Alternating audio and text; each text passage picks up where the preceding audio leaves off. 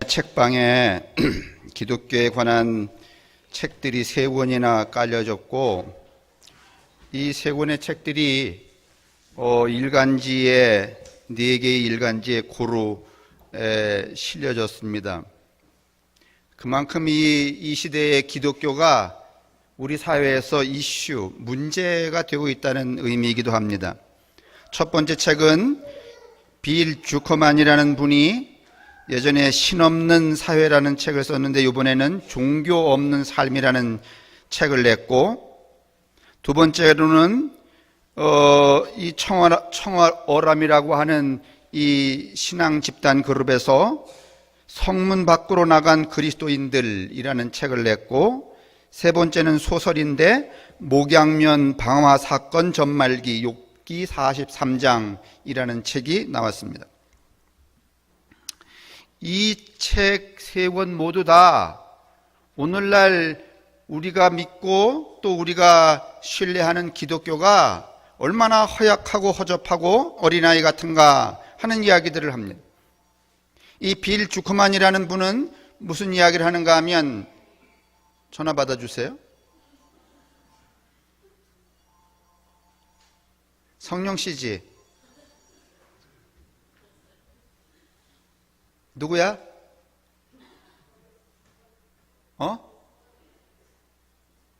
형이야?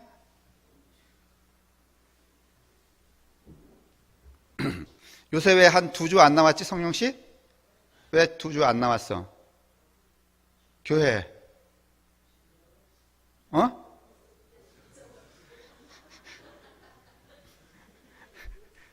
천국에 사니? 이 주커만이라는 분이 무슨 얘기를 하는가 하면, 19세기와 20세기의 세상을 소란하게 했던 것은 자본주의와 민주주의라고 하는 이념이 세상을 소란하게 했다는 거예요. 그런데 21세기에 들어서 세상을 소란하게 하는 것은 자본주의도 아니고, 물론 자본주의에 문제가 없는 것은 아니지만은 자본주의도 아니고 이데올로기는 물론 아니고, 세상을 소란하게 하는 게 뭔가 하면 종교라는 거예요. 무슨 요즘에도 매스컴에 말이죠, 어떤 서울의 큰 교회의 세습에 관한 이야기가 계속해서 터져나오고 있죠. 그 다음에 또 무슨 부산인가 어디에 왔다는 난민들에 대하여서 받아야 되느니 말아야 되느니 하는 그 시끄러운 소리도 누가 내는가 하면 종교인들이 내고 있죠. 성남인가 서울에 사는 무슨 퀴어 축제를 하는데 거기 말이죠, 또 수천 명이 모여서 반대 데모를 하고 난리법석을 피우는 것도 누군가 하면 일반인들이 아니라 누구예요? 종교인들이죠. 그래서 이 주커만이 말하는 그 요지는 무슨 건가 하면, 세상이 좀 조용해지려면, 편안해지려면 뭐가 없어야 된다? 뭐가 없어야 된다? 동의. 저도 동의한다 그 말입니다. 그런데 제가 이 두 번째 책 세속성자 성문 밖으로 나간 그리스도인들이라는 이 소위 말하면 자료집을 보면서 어떤 대목을 발견했는가 하면, 오늘 한국 기독교인들이 너무 애들이라는 거예요. 어른스럽지 않다는 거예요. 그럼 어른은 누구냐? 무슨 65세 이상이냐? 70세냐? 여러분 좀 기억해 보세요. 따라하세요. 어른이란 자기 감정보다 좀 더 크게 생각하고 좀 더 크게 행동하는 것이다. 어른은 여러분, 나이를 먹었다고 어른이 아니고 자기 감정보다 조금 더 크게 생각하고 조금 더 크게 행동하는 사람이 어른이라는 거예요. 근데 이거는 5살이나 6살이나 7살이나 8살이나 70살이나 80살이나 다 지 감정대로 생각하고 지 감정만큼 행동한다는 거예요. 근데 그 감정이라는 건 여러분 60살이나 5살이나 같아 안 같아? 5살 감정하고 60살 감정이 여러분 달라요? 누가 나한테 좋게 해주면 어떡하고, 내 감정이 좋고 나쁘게 해주면 삐지고. 5살이나 60살이나 그 감정은 여러분 다르지 않습니다. 감정이 성숙해지진 않습니다. 감정보다 더 크게 생각하고 감정보다 더 크게 내가 행동하느냐 하는 것이 어른인가 어린아이인가인데, 오늘날 이 한국 사회의 기독교인들은 대부분 다 자기 감정만큼만 생각하고 감정만큼 그대로만 행동한다는 거예요. 그러니까 7살이나 8살이나 60살이나 70살이나 같아 안 같아?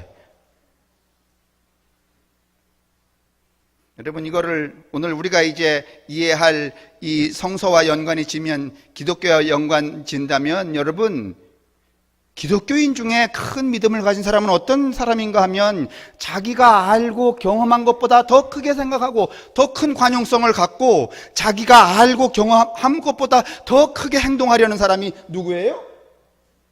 큰 믿음을 가진 사람이에요. 근데 대부분 기독교인 보면은 지가 알고 지가 경험한 것만큼 떠들고 행동해야 안 해요.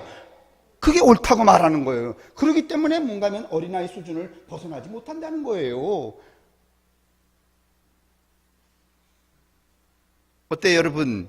이 말에 대해서 동의가 되세요? 저는 동의가 됩니다. 어른이란 누군가 나이 먹은 게 어른이 아니야. 감정보다 더 크게 생각하고 감정보다 더 크게 행동할 수 있는 사람이 어른이지. 근데 오늘날 우리 한국 사회에 보면은 어른이 있어야 하면 어른 없어. 그냥 감정 나는 대로 살아 안 살아. 아이 무슨 자동차 타고 가다가 막 치고받고 막 이러는 거 보면은 감정보다 더 크게 생각하고 행동해. 아니면 감정대로 애들처럼 하잖아요. 여러분, 신앙도 마찬가지예요. 오늘 우리가 이게 보게 되는 사도행전 4장 12절에 무슨 대목이 나오는가 하면은 예수 이름 외에는 구원받을 이름이 없다라고 하는 이 대목을 우리는 그동안 굉장히 많이 오해하고 왔어요. 아니, 오해라기보다는 이게 그 의미가 가지고 있는 내용을 이렇게 제거해버리고 그냥 그 단어만 우리가 학습하고 외워왔던 그 결과죠. 몇 년 전에, 한 2년 전인가 어떤 믿음 좋은 그리스도인이 어느 절간에 올라가서 부처님 목을 잘라버렸죠. 왜냐하면 구원이 누구밖에 없으니까, 예수밖에 없으니까. 그랬더니 감리교 출신의 어떤 신학교 교수가 그 불상을 붙이는 모금 운동을 폈어요. 에? 어디 출신이라고? 감리교. 감리교가 좀 다르긴 달라. 근데 또 이 세습한 것에 대해서 판정을 하는 거 보면은 또 장로교보다는 또 못한 것 같아. 장로교는 그 세습 하나 했다고 지금 난리 법석을 해서 총회에서 뒤집었어요, 안 뒤집었어요?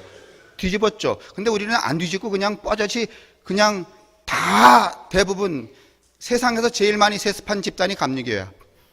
그러니까 큰 교회, 감리교 얘기하려니까 또 춘천에 있는 큰 감리교 하나가 지난주에 간판을 띄웠다며요. 감리교 안 하기로.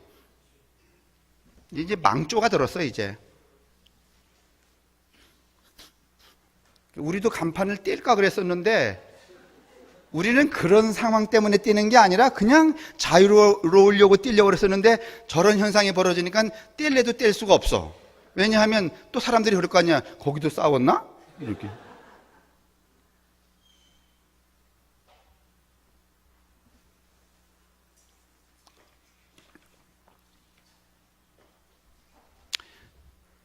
그래서 그 목사님이, 그 교수가, 감리교 출신의 그 교수가 그 자기 신앙은 이게 옳은 게 아니야. 그 다음에 그 해석이 맞지도 않아요. 그래서 그 떨어진 부처님 목을 친 것을 다시 무슨 갖다 붙인다는 건 뭔가 하면 새로운 불상을 깎아 놓는다는 것을 의미하는 것 같아요. 잘 모르겠지만은. 그래서 그 모금 운동을 시작을 했는데 그 학교에서 이 교수를 뭔가 하면은 인사위원회 회부를 해갖고 제명을 해버렸어요. 말이지, 우상에 목을 쳤는데 말이지, 마땅한 일을 했는데 그것을 다시 붙여놓는다고, 교수가 말이지, 감리교 목사가 그걸 모금 운동을 하니까 너가 제정신이냐 말이야. 우리 학교에 있을, 아마 그게 미션 스쿨이었나 보죠. 그래서 학교에서 제명을 해버렸더니 이분이 이 국가인권위원회에다 제소를 해갖고 인권위원회에서 어떻게 했을까요? 자른 게 다 잘했다 아니면 잘못했다? 잘못했단 말이지. 다시 붙여라. 목을 붙이려는 게 아니라 그 교수 자리를 다시 붙여라. 이래갖고서는 다시 교수의 복직이 됐어요.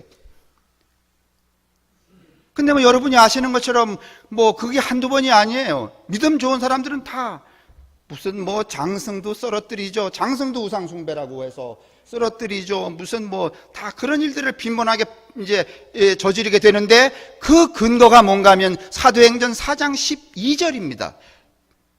근데 그러면 그 사도행전 4장 12절이 정말 그렇게 세상의 모든 것을 다 배제하고 오직 예수 이름으로만 구원을 받는다는 이런 선언을 하기 위해서 거기 장치되어 있는 건가 하는 이야기를 여러분에게 이제 오늘 드리려고 해요. 이스라엘 백성들이 여러분 바벨론 포로로 잡혀가기 전에는 이 사람들은 그냥 국가가 아니라 부족이었어요. 부족, 조그만 집단. 이럴 때, 이 부족이었을 때 이스라엘 백성들은 늘 무슨 생각을 했는가 하면 하나님은 언제나 이 우주 안에서 누구 편이다? 누구만의 편이다? 나만의 편이다 말이지. 이렇게 생각했어요. 그래서 이스라엘 백성들이 BC 586년에 여러분 바벨론 포로가 되어서 바벨론 큰 나라, 그 파사라고 하는 이 큰 나라에 가보니까 와, 마치 한반도에 살다가 미국 건너간 것 같은 거야. 어마어마한 거야. 나라도 어마어마하고 나라의 기틀도 어마어마하고 그 나라가 구성하고 있는 법이며 문학이며 무슨 서사며 이런 것도 어마어마하고 거기 붙들려 갔던 이 바벨론 포로로 잡혀갔던 8,000명의 이 인테리들이 무슨 생각을 하는가 하면 야, 이 쪽팔리구나. 우리가 저기 이스라엘 변방에 말이지 강원도 땅만한 그 시골 구석에 살면서 우리가 최고인 줄 알고 하나님은 누구만 사랑해? 나만 사랑해 이러고 있었는데 여기 와보니까 이놈들은 나만 사랑했던 그 하나님을 믿었는지 안 믿었는지 모르지만 우리보다 더 잘 살아 안 살아? 어마어마하게 더 잘 살아요. 어마어마하게 더 큰 나라가 되었어요. 그래서 이제 그때부터 쫄기 시작하는 거예요. 이거 아니로구나. 그래서 여러분 이 이스라엘 백성들이 바벨론 포로에서 돌아온 그 이후에는 여러분 우리만의 하나님이라는 말을 포기해요. 그래서 여러분 에베소서 4장 6절에 보면 뭐라고 말하는가 하면 하나님은 이스라엘만의 하나님이 아니라 만유의 하나님 기억하시죠? 만유라는 건 뭔가 하면 세상 모든 만물의 뭐야? 하나님이래요. 그 말은 무슨 말인가 하면 우리만의 이스라엘의 하나님이기도 하고 애굽의 하나님이기도 하고 무슨 북한의 하나님이기도 하고 이제 여러분 끓이는 생각하실 거야. 이 4장 12절을 금과 옥조처럼 믿는 분들은 늘 생각하기를 하나님은 남한과 북한에 어디만 계신다? 하나님은 남한과 북한에 어디만 계신다?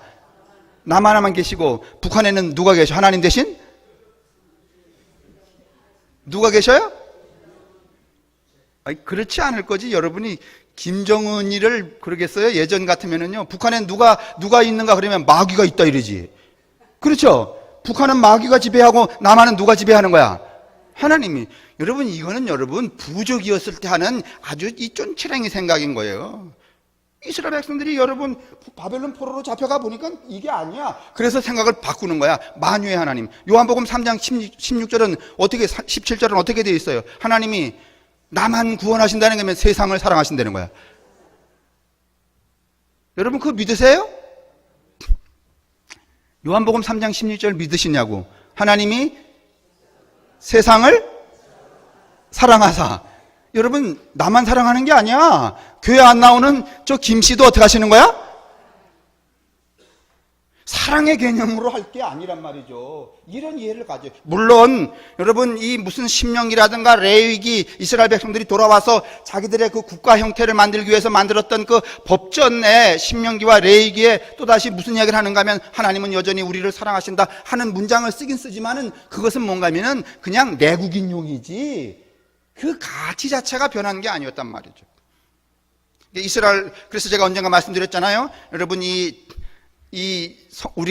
우리가 보는 성서는 무엇을 기준으로 해야 되는가 하면 바벨론 포로 이전과 바벨론 포로 이후. 바벨론 포로 이전에는 여러분 이런 성경책도 있지 않았습니다. 여러분 왜? 성경책을 쓸만한 위인들이 못 돼. 이스라엘 백성들이 여러분 한 곳에서 이렇게 정주하면서 말이지 하늘도 따지 공부한 놈들이 아니면 다 거지들이야. 이스라엘 백성들이 말이지 떠돌이 백성이야 아니면은 한 곳에서 여러분 이렇게 상투 틀고서 앉아가고 공부했던 사람들이야. 그러면 떠돌이 백성들이 무슨 책을 만들 생각을 해 안 해? 거지들이 책 써요?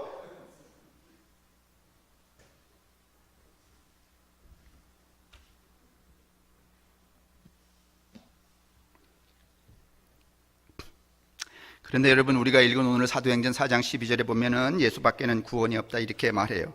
근데 사도행전 4장 12절을 달랑 떼어놓고 보니까 그렇지 4장 1절로부터 보면 무슨 상황이 발생했는가 하면 베드로와 요한이 바깥에 나가서 예수의 이름을 부르면서 기적도 일으키고 그 다음에 병도 고치고 이렇게 한다는 거예요. 사도행전 4장 1절로부터 이 이야기가 나온 배경을 보면 베드로와 요한이 나아가서 세상에 나가서 막 예수를 말하고 예수의 이름으로 병을 고치고 기적을 행하고 이랬다는 거예요. 그랬더니 하루에 예수를 믿는 사람들이, 교회 나온 사람들이 몇천 명이나 되었다? 4천 명씩 막 일어났다는 거예요. 놀라운 일이란 말이죠. 그러니까 당시에 유대교 기득권자들, 당시 사회는 유대교가 다 지배하고 있는 세상이니까 유대교 기득권자들, 그 다음에 또 로마의 군인들, 관료들, 이런 사람들이 가만히 보니까 놀라와 안 놀라와? 놀라워요. 야, 4장 13절에 보면 뭐라고 되어 있는가 하면 한번 보세요. 사도행전 4장 13절. 이제 이 고비만 넘어가면 설교가 다 끝나요. 13절. 시작.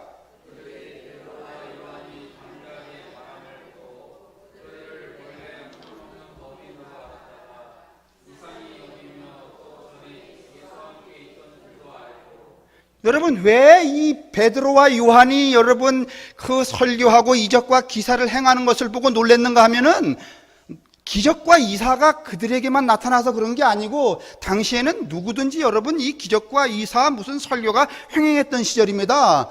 그것 때문에 놀란 게 아니라 그 베드로와 요한이라고 하는 사람이 애초에 그럴 만한 위인이 아니었다는 거예요.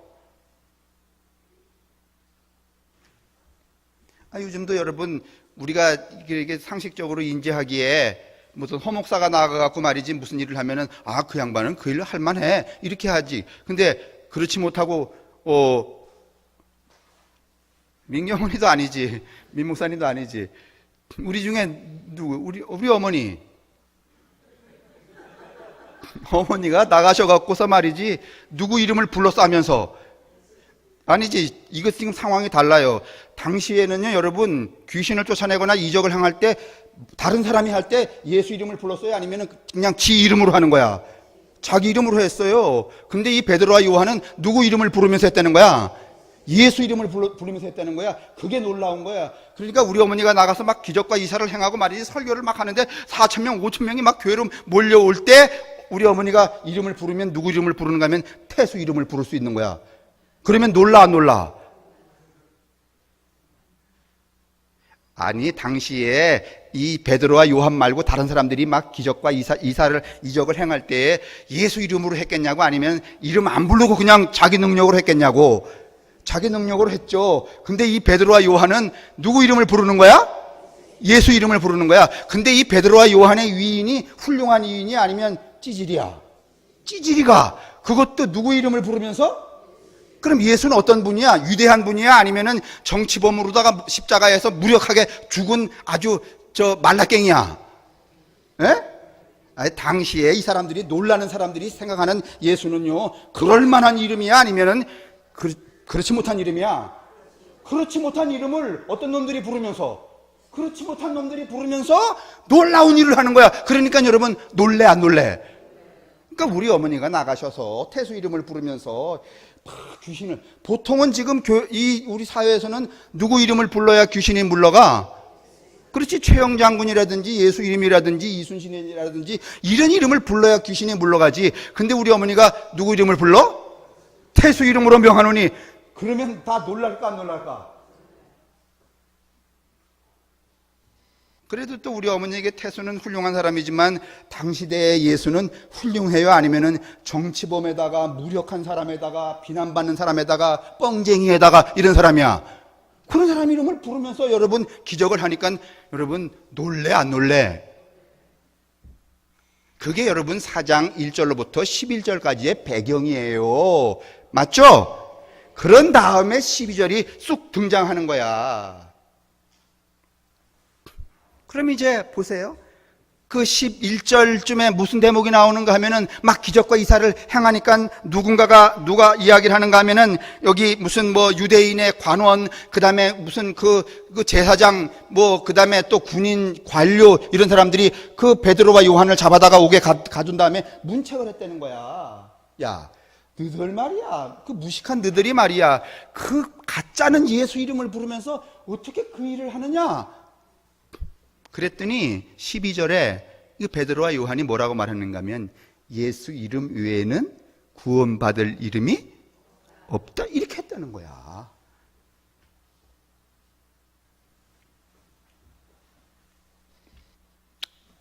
자, 이제 1절에서부터 13절까지의 이 배경을 이해하셨죠? 그 정황에서 지금 예수 이름 외에는 구원받을 이가 없다라고 말했다는 것을 여러분 이제 들으셨죠? 그러면 베드로와 요한이 예수 이름 외에는 구원받을 이름이 없다고 말했을 때 그 정황은 무엇이었을까?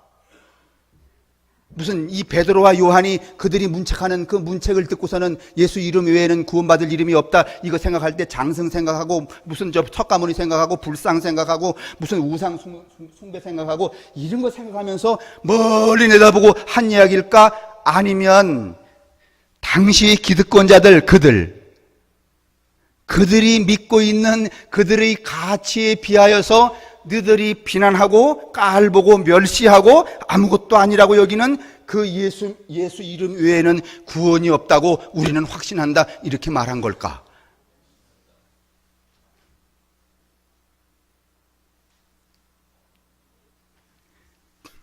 자, 그러면 여러분 좀 이해를 도와드리기 위해서, 요즘에 강남에 사는 분들은 이제 집값 때문에 난리잖아요. 그죠? 사실 뭐 집값 때문에 이 국가가 소란스럽지만은 집값이 전국적인 문제 때문은 아니에요. 그 포인트는 다 어디에 있는 거야? 강남에 있는 거죠. 그 강남에 또 사는 분들이 대체적으로 72%가 교회를 다닌대요. 그런데 강남에 사는 분들은 이 시대의 구원이 예수 이름, 십자가에서 그냥 이렇게 정치범으로 그냥 이렇게 무력하게 죽은, 세상이 다 깔보는 예수 이름에 있을까, 아니면 집에 있을까?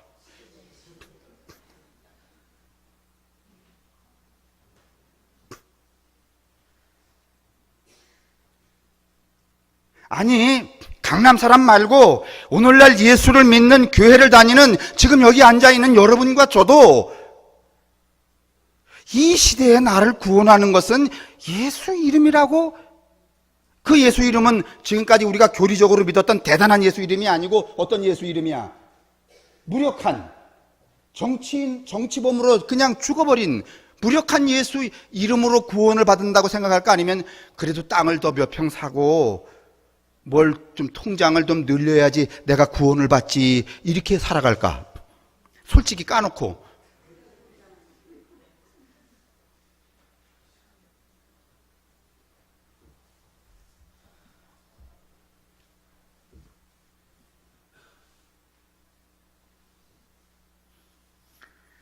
아니, 이 베드로와 요한이 하고 있는 이 처신을 보면서 그들을 잡아다가 옥에 가두고 문책하고 있는 이 대제사장들, 그 다음에 성전 경비대장, 그 다음에 사두개파 이 사람들은 뭔가 하면은 그들에게 구원은 예수라고 하는 사람에게 있질 않았어요.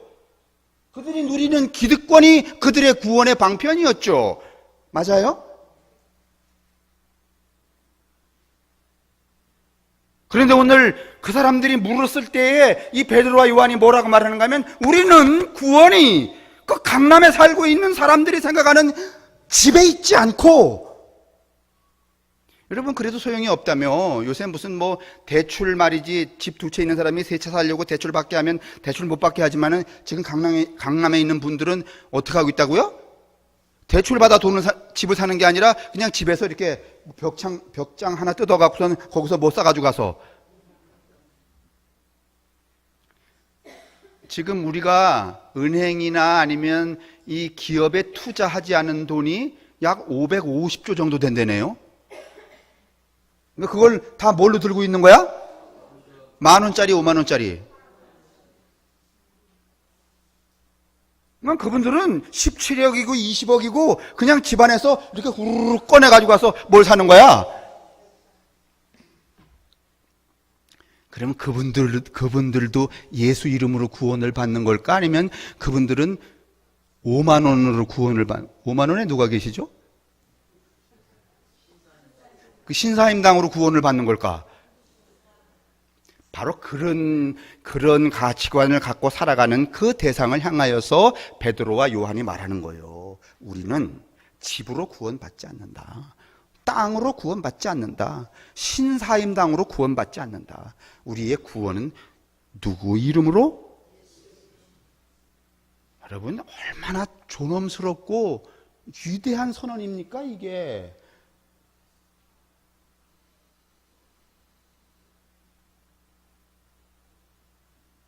근데 우리는 이 중간에 역사는 다 걷어버리고 뭐만 외우고 있는 거예요? 예수 이름으로만 구원을 받는다는 것만 외우고 있는 거야. 삶은 내내 또 예배당 끝나면 뭐 그런 교회도 있는지 몰라. 또 예배당에 와갖고선 열심히 기도하고 말이지, 개 모아갖고선 집 사는데, 땅 사는데 또 이거 하는 교회는 없을까? 있을 수도 있지. 요새 뭐 금리가 없으니까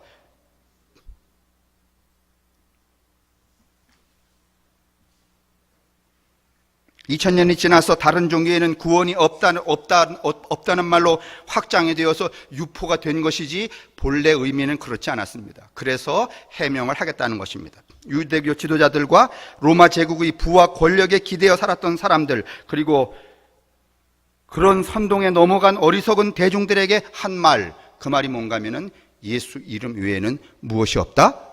구원이 어때요?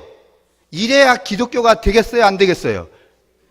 입으로는 말이지, 내가 예수 이름으로 구원을 받았다 그러고 또 뒤에 가갖고 말이지, 또 사재기하고 막, 이거 여러분 구원받은 사람의 태도가 아니죠.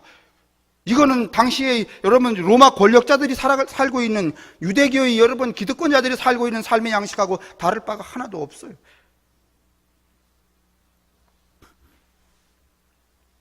이제 보여주세요.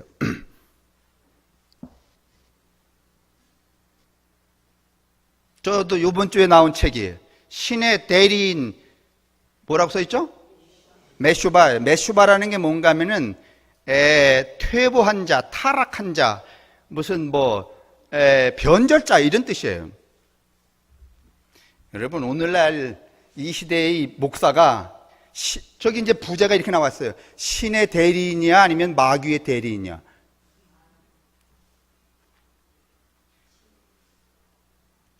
우리가, 여러분과 제가 여러분 예수 그리스도의 대리인이야 아니면 이 세상이 추구하는 욕망의 대리자야? 여러분하고 제가 예수의 대리인들이에요? 예수의 증인들이에요? 아니면은 이 세상 여러분 그 자본주의 물욕을 쫓아가는 그 물욕의 대리자들이야? 응? 그게 메슈바라는 거야. 메슈바, 변절자.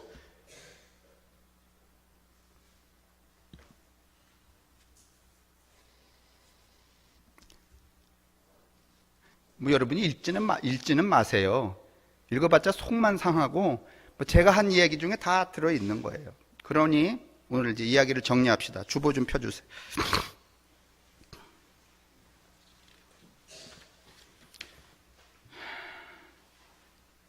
5페이지.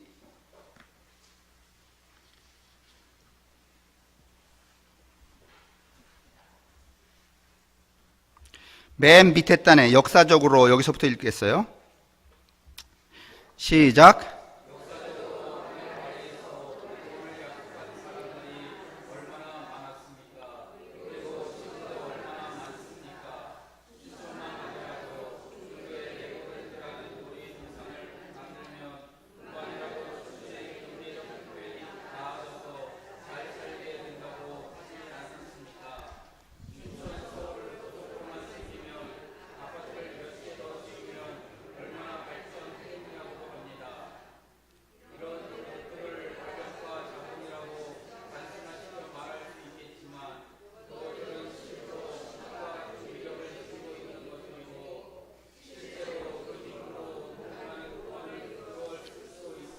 오늘날 여러분 이런 이 자본의 욕망은 신과 같은 위력을 발휘해야 안 해요? 우리에게 지금 신으로 대체되어 있죠. 예수 이름은 그냥 여벌로 부르는 거야, 그냥. 어떻게 그냥 한번 부르다가 얻어 걸릴까 하고. 안 얻어 걸려요, 절대로. 그런 이름이 아니에요. 그런데, 이르세 시작.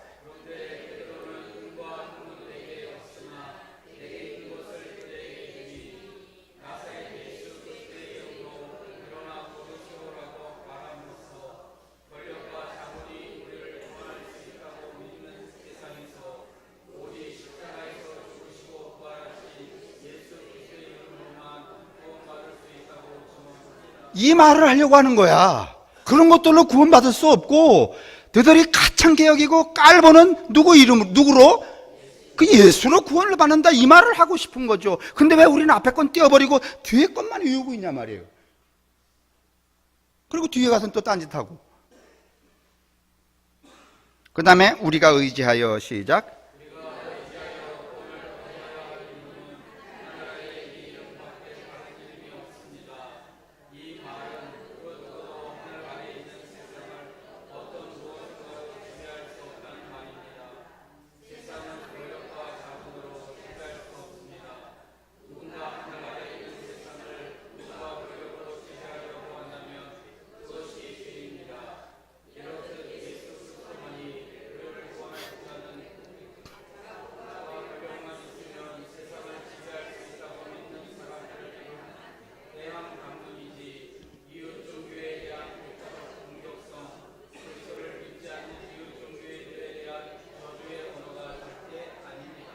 그러니까 여러분 쓸데없이 이거 4장 12절 견고하게 믿고 올라가서 말이지 부처님 모가지 자르는 일은 해야 되겠어요? 말아야 되겠어요? 그러는 힘으로 뭔가 하면 욕심을 좀 어떻게? 덜어. 그게 옳지.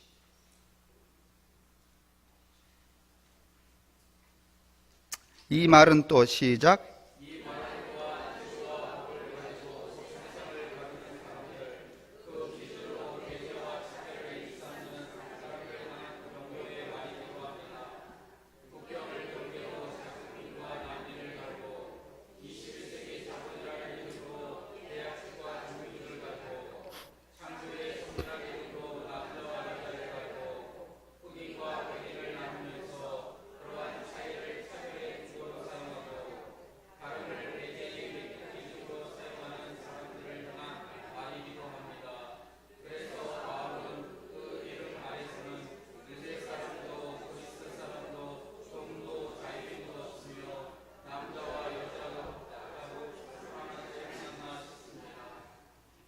그렇게 여기시죠? 여기시죠? 아니, 제가 왜 일자고 그랬는가 하면 좀 또박또박이 여러분을 좀 기억하시라고. 제가 말로 하면 또 이렇게 씩 듣고 마니까. 이제 제 개인적인 생각인지 모르지만 제가 설교한 것보다 설교를 들은 다음에 집에 가서 좀 변소에 앉아서라도 제가 쓴 이 설교문을 좀 꼼꼼히 읽어보시면 더 큰 은혜가 될 텐데 그런 분은 그렇게 많지 않으시죠? 그러시라고 여기다 올려놓은 건데 맨 마지막 이제 결론 부분 우리가 읽어봅시다. 시작.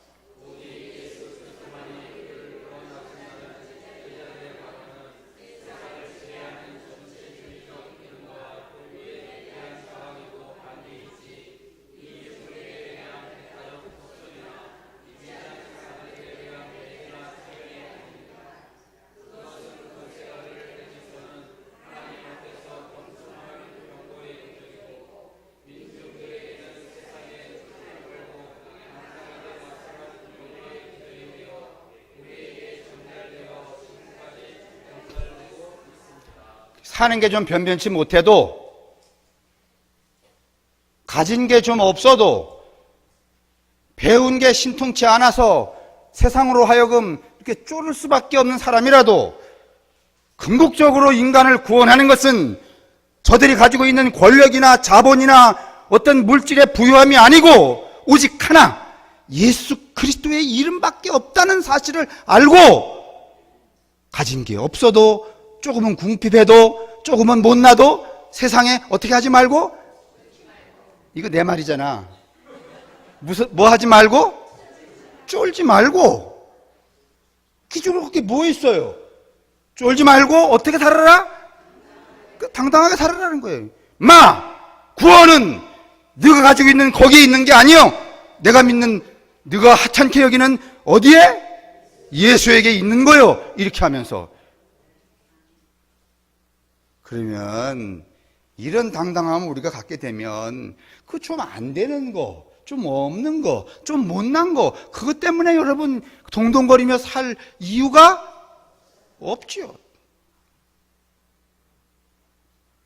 이런 사람들이 어떤 사람들인가 하면 세상에게 이기는 사람이 지는 사람이야.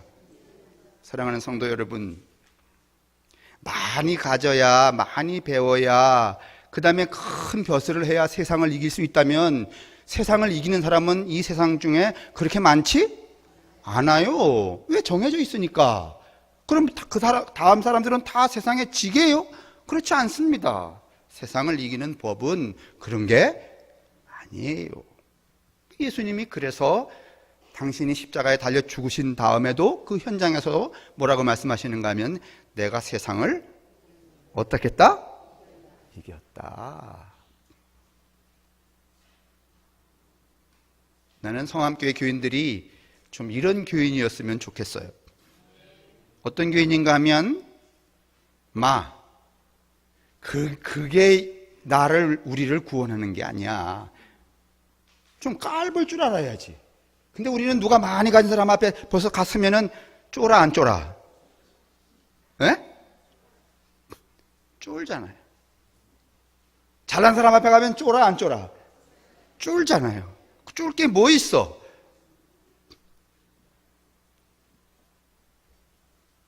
쫄지 마세요. 그리고 세상을 이기세요. 뭘로 이기는가 하면, 무엇으로? 누가 이랬냐 하면은 베드로와 요한이 그랬다는 거예요. 그러면서 내뱉은 말이 뭔가 하면, 오직 예수 이름으로만 구원을 받는다였다는 것이지, 오늘날 예수 외에는 무슨 이딴 얘기까지 생각해서 한 말이 이다 아니다. 세상을 이기는 성암교회 교우들이 되시기를 주님의 이름으로 축원합니다.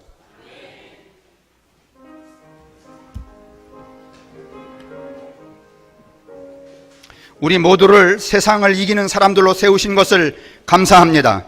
세상과 같지 않은 생각을 갖게 하시고 세상과 같지 않은 삶의 양식을 따라서 우리의 인생을 추구해 갈 수 있도록 먼저 앞선 길을 열어주신 그리스도를 찬양합니다. 우리 모두가 다 한 세상을 살아가는 동안 세상 그 누구에게나 어떤 상황이거나 어떤 정황 속에서 쫄지 말게 하시고 당당함으로 그리스도의 이름을 펴내어 승리하는 성도들이 되게 하여 주옵소서. 성부와 성자와 성령의 인도하심과 복내리심이 우리 모두에게와 우리의 가족들, 우리의 이웃들에게 언제나 함께 하시기를 간절히 축원합니다. 아멘.